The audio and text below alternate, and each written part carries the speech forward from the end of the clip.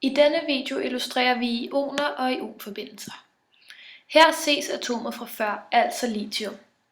Alle atomer ønsker at have 8 elektroner i yderste skal. Nogle atomer har, ligesom lithium, svært ved at opnå 8 i yderste skal.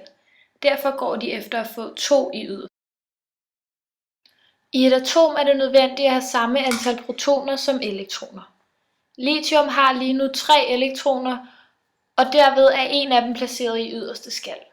For at opnå 2 i yderste skal, bliver lithium derfor nødt til at afgive det yderste elektron.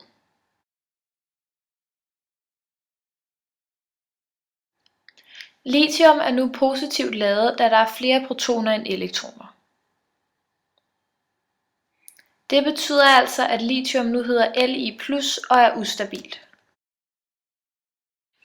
Her ses et nyt atom. Dette er fluor. Fluor har samme drøm som alle andre atomer, altså at få 8 elektroner i yderste skal.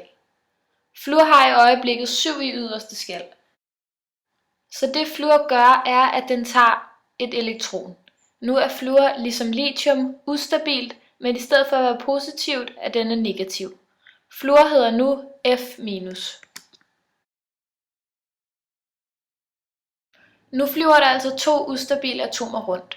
For at blive stabil igen, kræver det, at de hver især finder sammen med en ion, der er modsat den selv.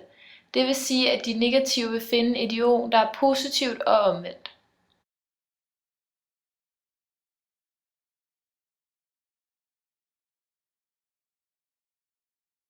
Det, der sker nu, er, at Li+ og F- sætter sig sammen. De har nu dannet en ionforbindelse, der kaldes lithiumfluorid.